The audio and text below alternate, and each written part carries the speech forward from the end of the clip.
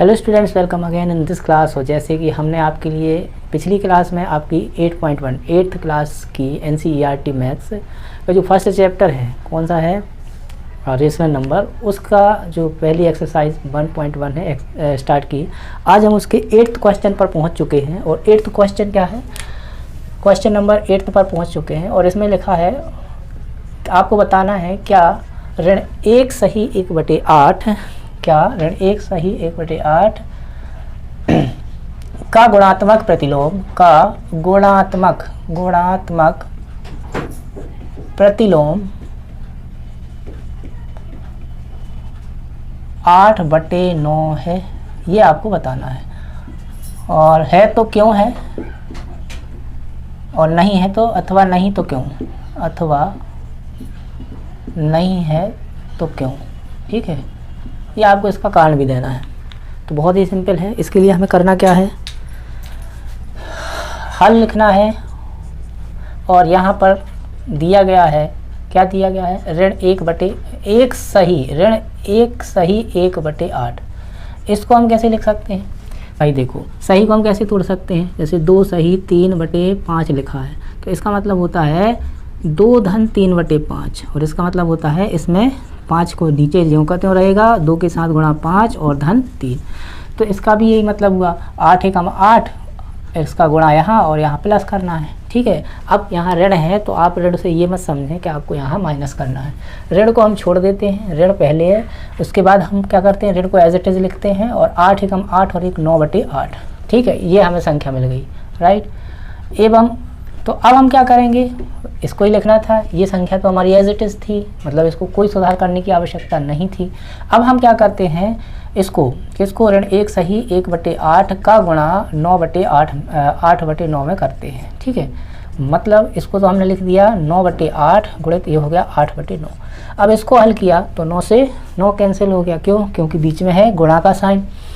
8 से 8 कैंसिल हो गया, अब बचा केवल ऋण। तो ऋण अकेला तो लिखते नहीं हैं हम, ये आपको मालूम है, तो हम क्या लिख देते हैं वहाँ, ऋण 1। क्या लिख देते हैं, ऋण 1।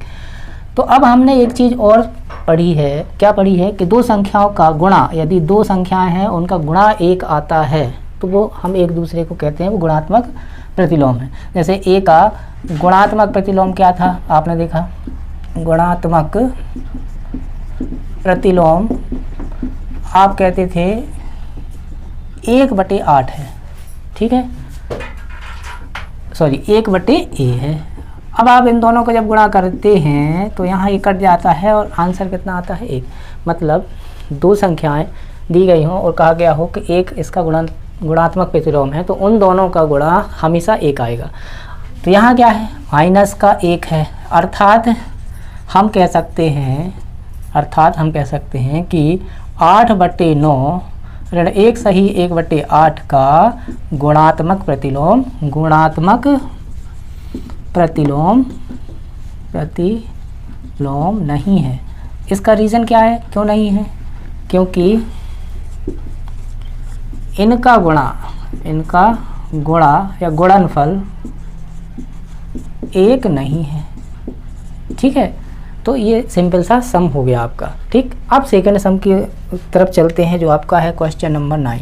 और क्वेश्चन नंबर 9 क्या है कि आपको बताना है क्या 3 सही 1/3 का बिल्कुल वैसे ही है जैसे हमने ऊपर किया, गुणात्मक प्रतिलोम 0.3 है, ये आपको बताना है। ठीक है, तो आप वैसे ही करोगे। तो यहाँ पर सबसे पहले तो आपने लिखा हल, और यहाँ क्या किया आपने, यहाँ पर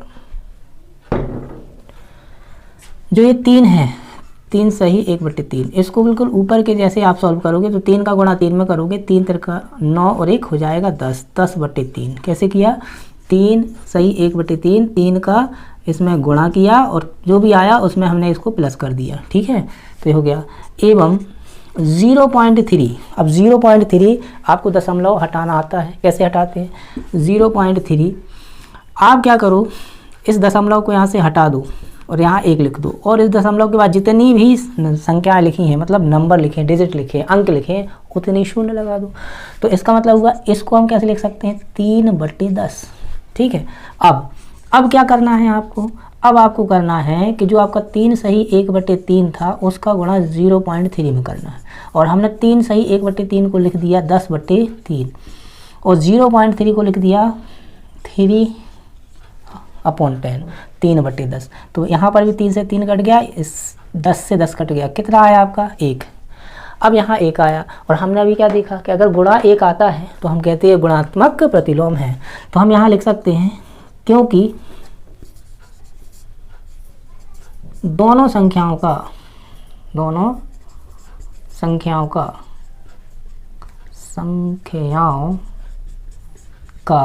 गुणा कैसा है भाई, 1 है, अतः 0.3 3 सही 3 सही 1/3 का एक गुणात्मक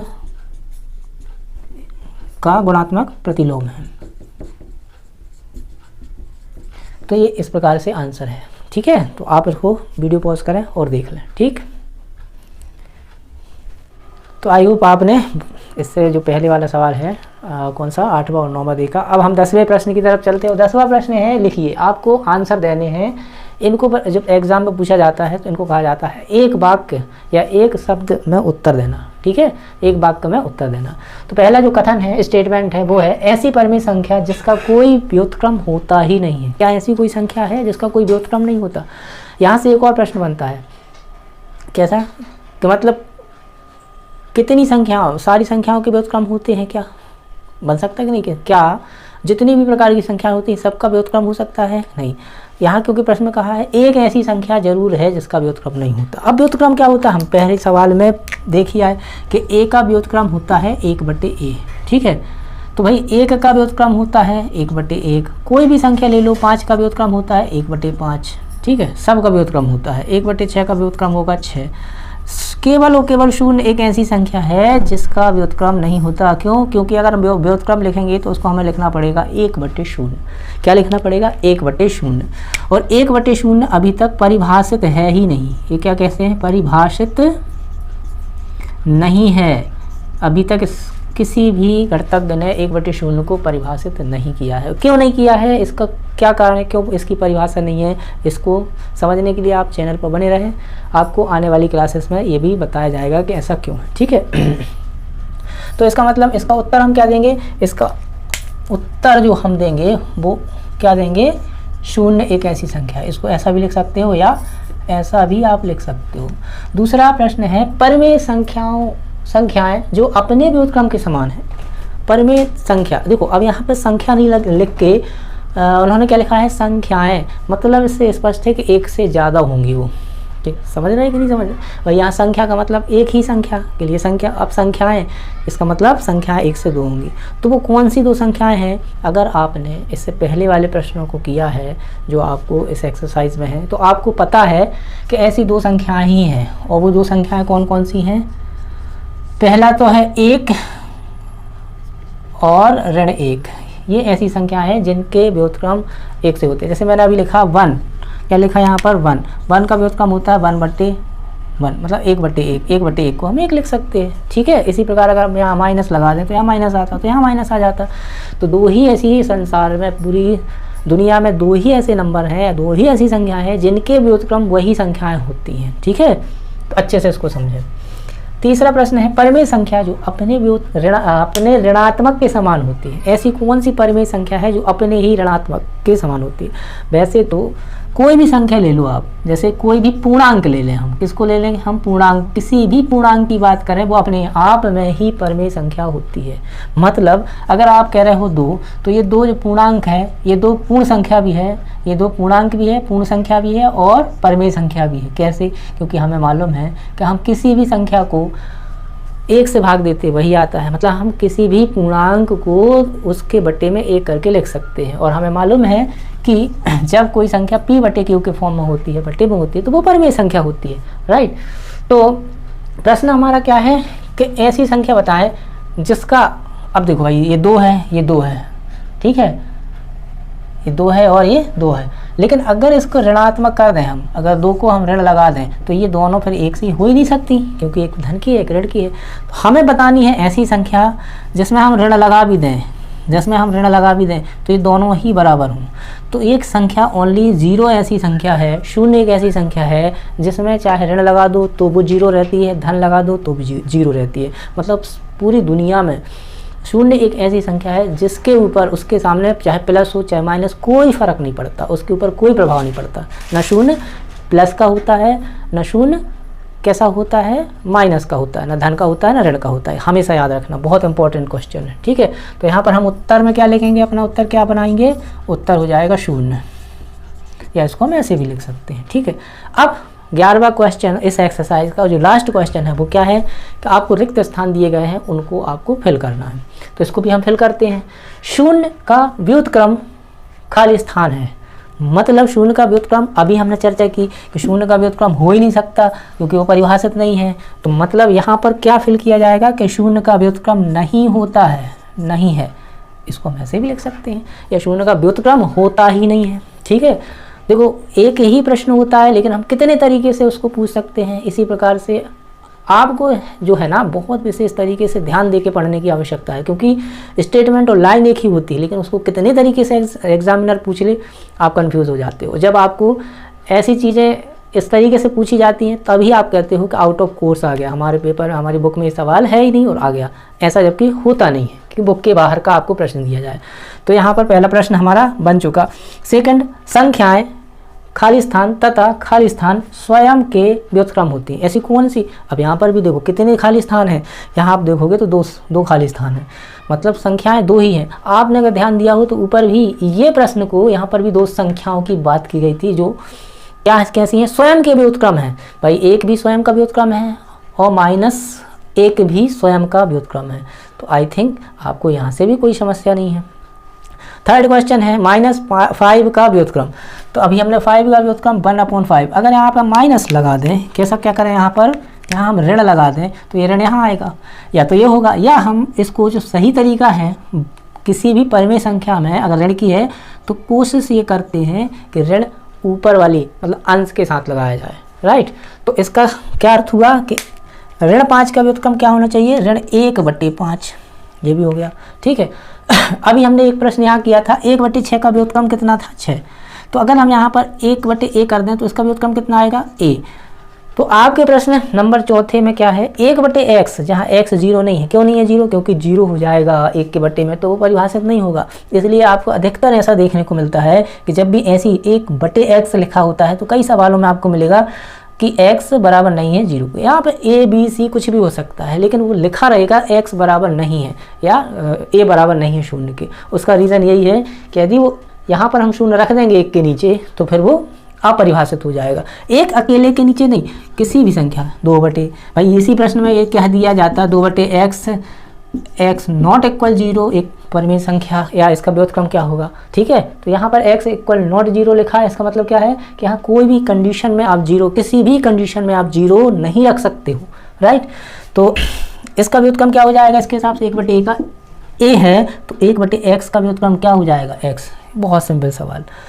5th नंबर के सवाल को देखो क्या लिखा है, 2 परिमेय संख्याओं का व्युत्क्रम खाली स्थान होता है। अब सॉरी व्युत्क्रम नहीं, गुणनफल है ना, 2 परिमेय संख्याओं का गुणनफल।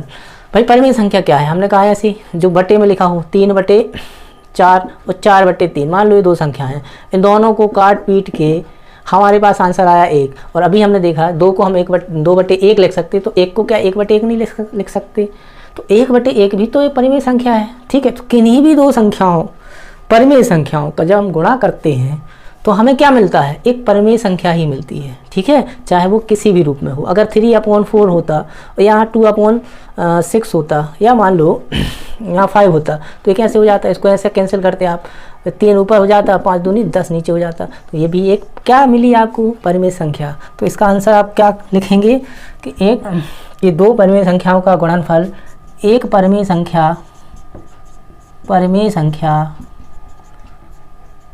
होती है या परिमेय संख्या है। गुणनफल परिमेय होता है, परिमेय संख्या होती है, एक ना लिखो, गुणनफल परिमेय संख्या है, यहाँ होती है ज़्यादा उचित रहेगा, है ना, होती है परिमेय संख्या होती है। ठीक है, अब लास्ट क्वेश्चन क्या है, किसी धनात्मक संख्या का व्युत्क्रम। अब धनात्मक संख्या का व्युत्क्रम भाई धनात्मक होगा। ठीक है, कैसा होगा, जैसे अभी आपने देखा, क्या देखा, ऋण 5 एक ऋण वाली संख्या है, मतलब ये ऋणात्मक संख्या है, इसका व्युत्क्रम कैसा आया, ऋण का ही आया।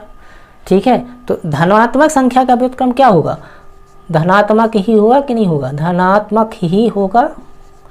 ठीक है, अब यहाँ से एक और चीज़ आई, धनात्मक होता है, इसी प्रश्न की जगह वो क्या कह दें यहाँ, धनात्मक की जगह ऋणात्मक। अब ये तो आपकी बुक में है नहीं, आपकी गाइड में भी नहीं होगा, और अगर वो ऋणात्मक बोल दें और फिर प्रश्न किया जाए तो वही बात जो अभी थोड़ी देर पहले मैंने कही कि आप क्या कहेंगे कि ये तो हमारे कोर्स में है ही नहीं, तो कहाँ से पूछ लिया। तो ऐसे ये लिमिटेड क्वेश्चन ही हैं जो इसमें दिए गए हैं, लेकिन इनके आधार पर अनेकों सवाल बनते हैं और आगे भी इनका यूज़ है। जब आप अपनी परीक्षा किसके लिए तैयार करेंगे या किसके लिए परीक्षा देंगे, आप अपनी नौकरी के लिए, जॉब के लिए जब आप तैयारी करेंगे और परीक्षा देंगे तो आपको बहुत सारे इन्हीं सवालों को फिर से आपको फेस करना पड़ेगा। तो अभी से आप इनको बहुत अच्छे से तैयार करें मेहनत के साथ। ठीक है, तो आई होप आपको ये एक्सरसाइज बहुत अच्छे से क्लियर हुई होगी। इसके साथ ही हम इसको यहाँ एंड करते हैं और नेक्स्ट क्लास में आपकी नेक्स्ट एक्सरसाइज इसी परिमेय संख्या वाले चैप्टर से उठाएंगे और जिस 1.2। तो तब तक के लिए आपने सीखें और मस्त रहें। Thanks, good day, good bye.